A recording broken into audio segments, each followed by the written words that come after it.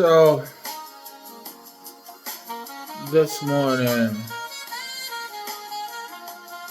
I had some things on my mind that I wanted to talk about. And again, this is a phone cast, not a podcast. Um,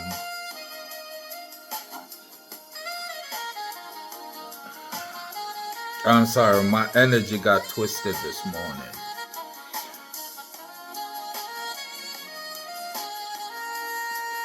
But I wanted to talk about the government shutdown. And why we have this government shutdown and what it is being used for.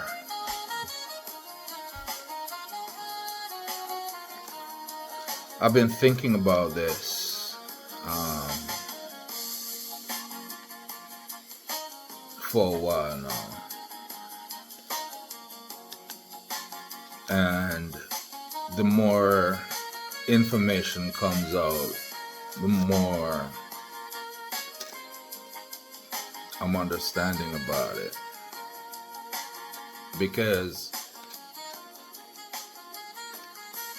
it's obvious that the Republicans don't want to open the government. Matter of fact, the so-called president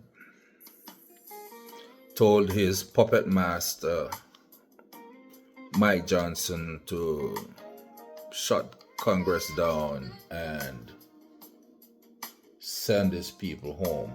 Usually, when we have a government shutdown, people stay in Washington and try to work things out, so we could pay the military, so we could pay SNAP, take care of our veterans, and keep other functions of government running during that time. That's why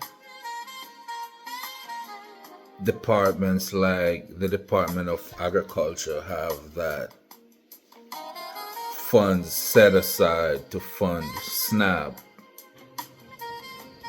if we have a government shutdown.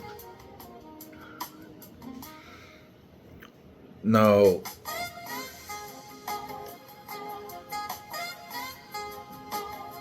I heard the agriculture secretary came out and said he's not gonna use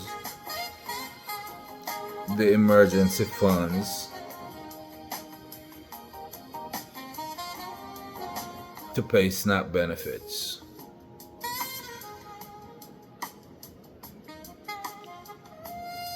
Come November. And that says one thing to me. None of what's happening is a mistake.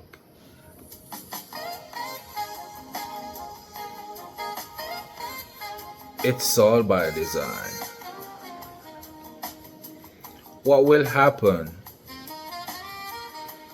if 40 million kids go hungry? Parents can't feed their kids. I asked myself that question, what would happen then? I am a parent. And what would I do if I am sitting at home looking at my hungry daughter and not be able to feed her? What are the things that I'm willing to risk? What are some of the most fundamental things that I'm willing to risk. And I could tell you straight off the bat that I'd be willing to risk my freedom to feed my child.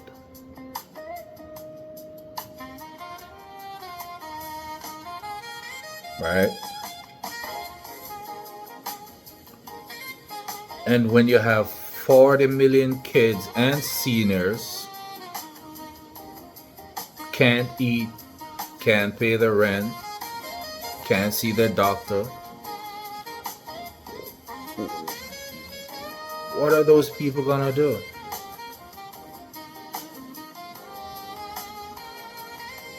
What do those people usually do in any country, anywhere?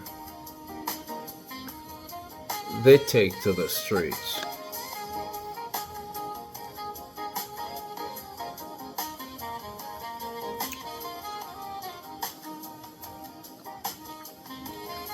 They go and they protest, right? They try to get the attention of the leaders.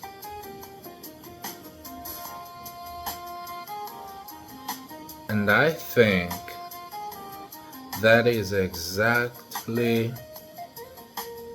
what this administration is looking for. They tested the waters, putting military on the streets in blue cities and other places. They've been testing it, and they have not been getting any pushback. Smooth sailing. So when hundreds of thousands, millions of people take to the streets, and they saw that recently with the No Kings protest. They smiled when they saw millions of people go out there to protest in that No Kings protest. It means that their plan is working. The next stage is to get them angry while protesting. Give them something to be angry about. Something more than the Jeffrey Epstein files. Something more than firing federal workers. Something more than just the farmers. Because the farmers aren't broke. They'll survive. Farmers are not even middle class people. The farmers, they got money all right. When they got angry people protesting in the streets,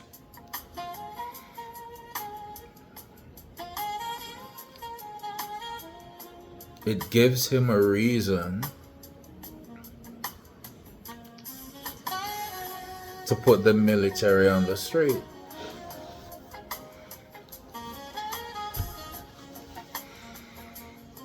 And what's coming up next year? 2026 midterms. And what can happen? The Democrats can win. And if the Democrats win, there will be accountability because this president is using powers that he don't have. Congress gave all that power over to him. And Mike Johnson just sit there just licking Donald Trump's tail.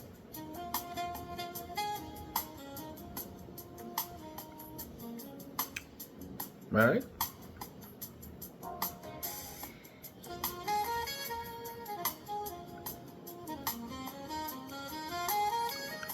When all that happens,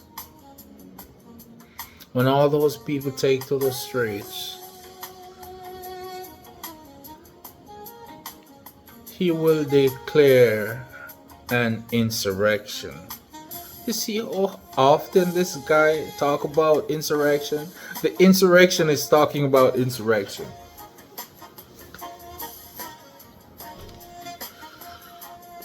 He declaring insurrection. It gives him the power to put the military on the streets, and the military, they weren't trained to arrest and take you to jail. So you know what I mean. Right? And if the military is on the street acting heavy-handed, then he will declare a civil war. And like he always said, I alone can do it.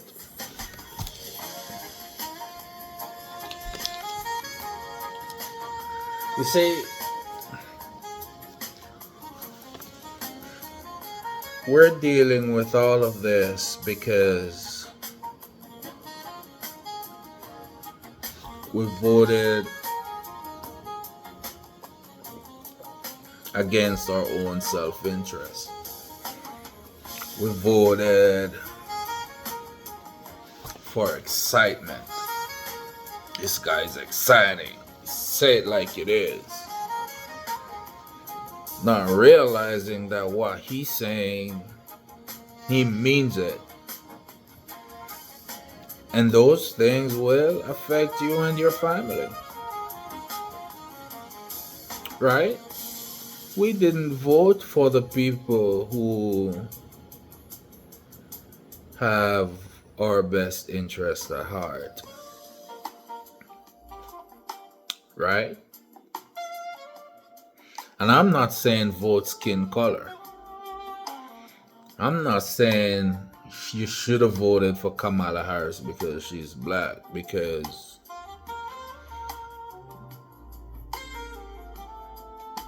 we have some black representatives in the Congress who I don't know what they're doing there.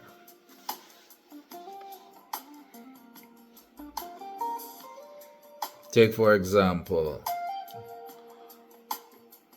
the Congressional Black Caucus, who should be standing up for human rights and justice, and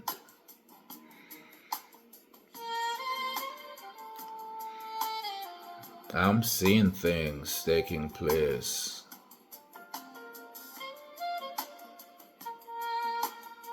across the world that is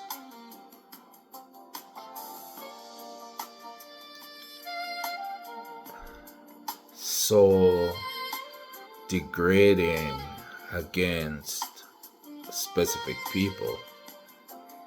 And I don't hear a voice from the Congressional Black Caucus.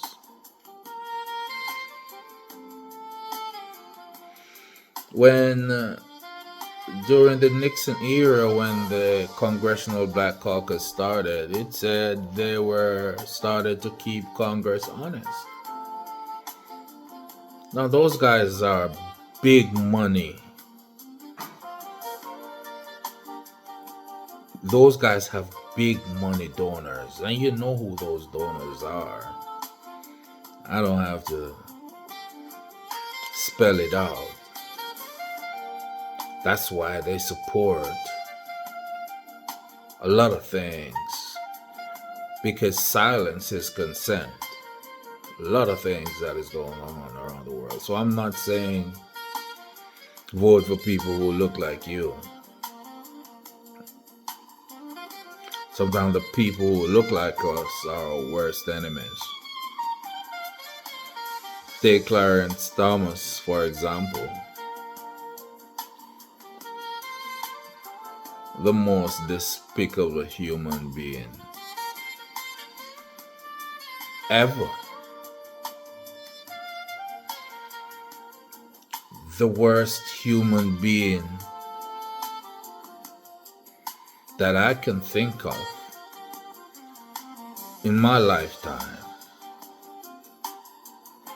He looked like me. And he voted to destroy the Voting Rights Act. So,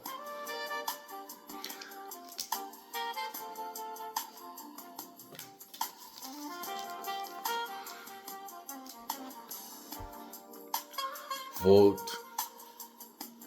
for people who have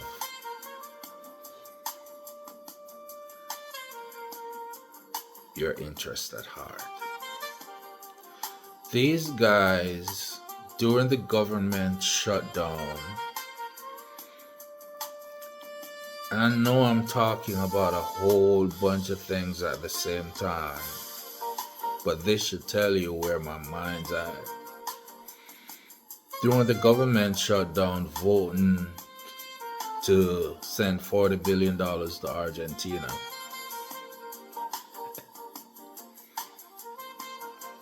Another dictator. Our president is fascinated by dictators. 40 billion to Argentina.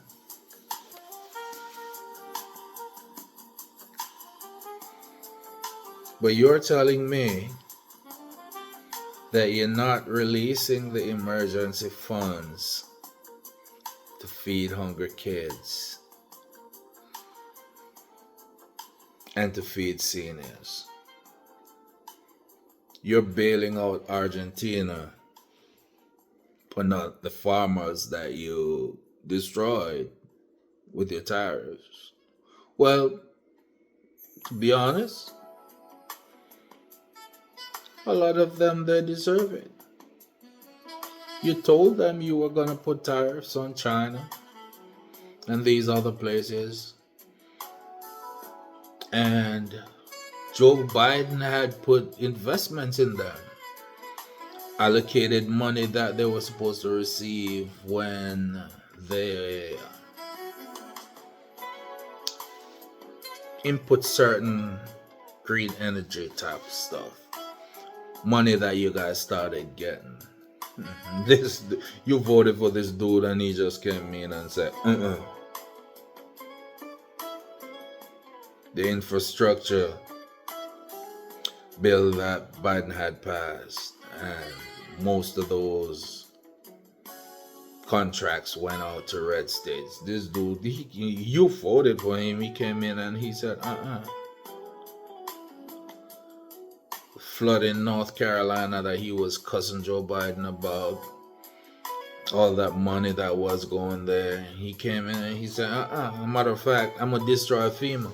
I'm gonna destroy everything that make America strong. I'm gonna destroy all the protections.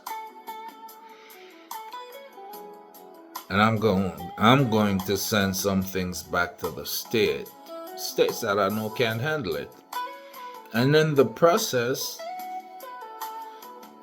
I am going to destroy the states that are doing well. Blue states, of course. I'm going to destroy the states that give money back to the federal government. I mean, states that does not take money from the feds.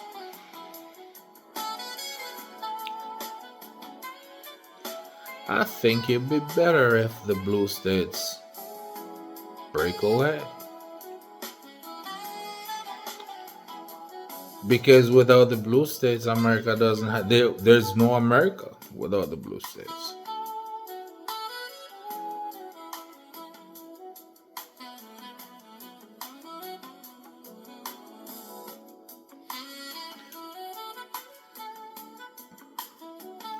This government shutdown, whether you believe it or not,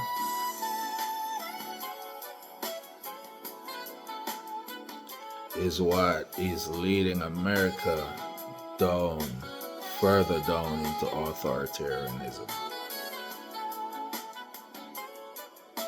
Because if you stop feeding the people who needs it most,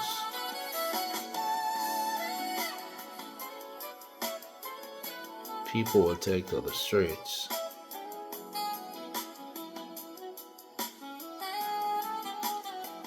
And that's what you need to declare an insurrection. You already started trying with ice to provoke a reaction.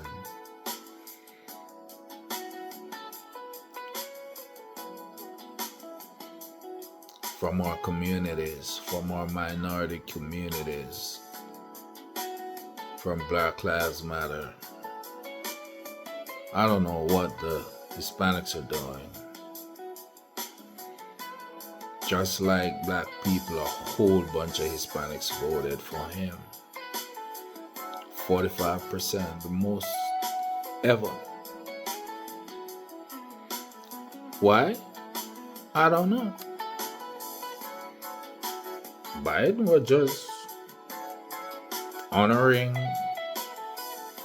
promises made from Obama was in office, and he was giving you pathways to citizenship, work permits, all of that kind of stuff. You were at the borders like flies.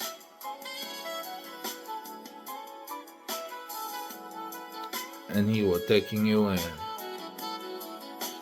But you thought, he wasn't good enough for you. I still think that we haven't seen anything yet. And that's my take from my phone cast.